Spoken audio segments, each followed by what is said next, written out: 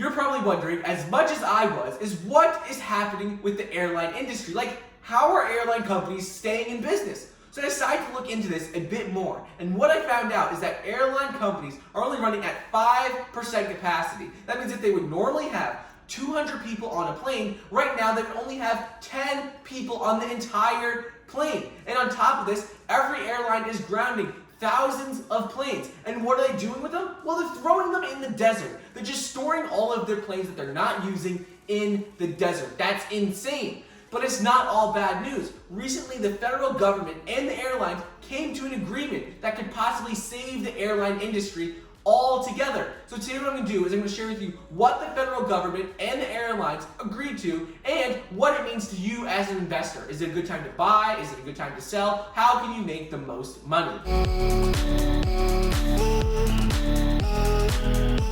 What's up everybody, Michael here, welcome back to another video. Before we get started, please be sure to like the video down below and leave a comment with your takeaways and thoughts on today's video. So anyways, let's get right into it. Let's talk about the airline industry over the last month.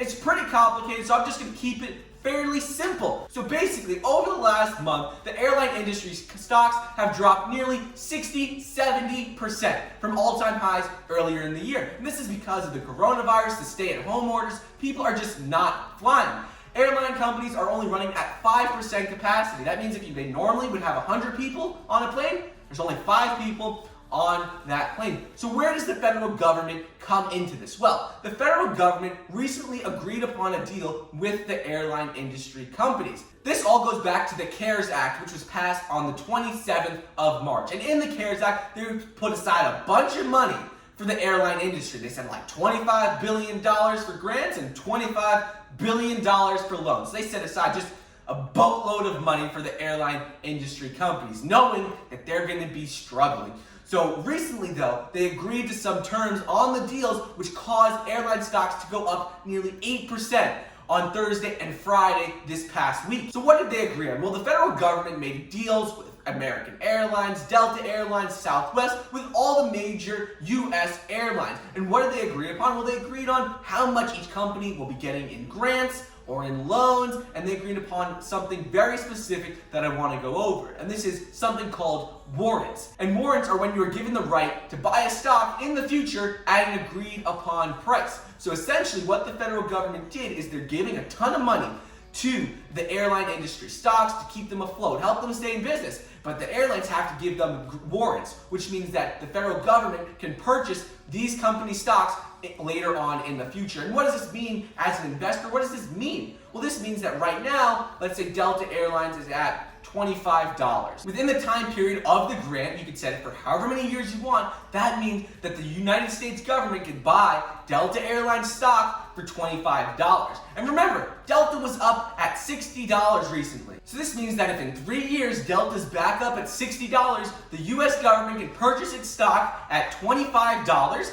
and then they could just sell it immediately and double their money. So essentially the government is bailing out all these airlines, helping them by giving them a ton of money, and if they stay in business and they start doing better in the future, the government will be able to buy shares of the company at a specific price. Okay, so that's a little bit confusing, but they're just giving them a ton of money, and they're saying, well, in the future, if we want to buy some of your stocks at a lower price, you gotta let us. And the companies are like, yes, yes, of course, we just need money to stay in business. So that's what they agreed upon the other day, and that's how airline industry stocks are going to be able to stay afloat with all this extra money coming from the government. So what does this mean to the company's stock in the next 6 months, in the next year? What is going to happen with the airline industry? Well, on Friday, airline stocks went up 8%.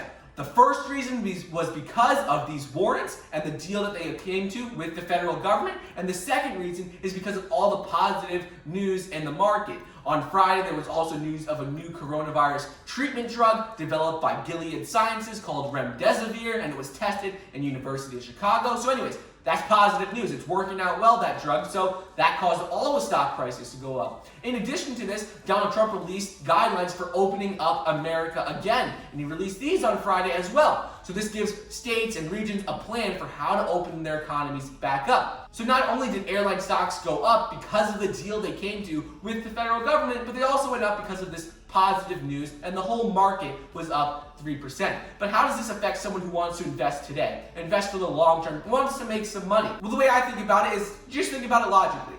Flying, air travel is something that people need. You need it for vacation, people need it for work, visit family. It's not going to go away anytime soon. However, there is going to be a decrease in demand for the next year, even 2 years. I cannot see the airline industry having the same level of demand pre-coronavirus for the next at least year and a half, because people are going to be a lot more cautious to go to places where there are a lot of people. Especially on a plane where the air recirculates, people are going to be much more cautious to go on an airplane unless they really have to.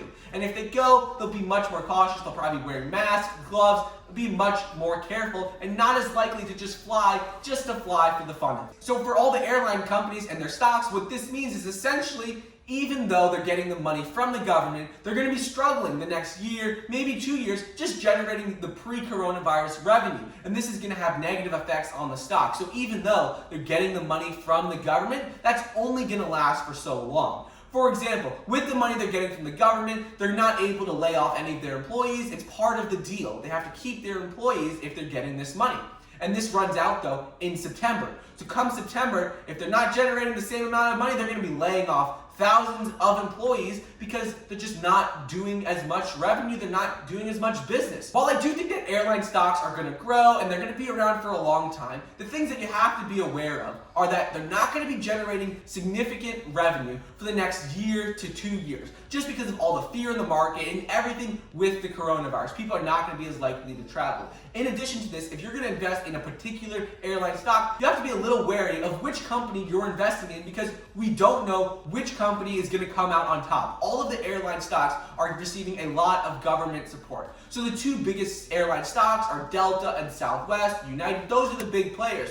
However, companies like American Airlines has racked up a lot of debt on their balance sheet. So looking at that, you just have to be careful of which stocks you would invest in. So with that being said, make sure to get your 2 free stocks valued up to $1,400 with the Webull investing app using my link in the description. Get an additional free stock when you sign up for Robinhood using the link down below. Thank you so much for watching. Please like the video down below, leave a comment, and subscribe, and I'll see you guys next time.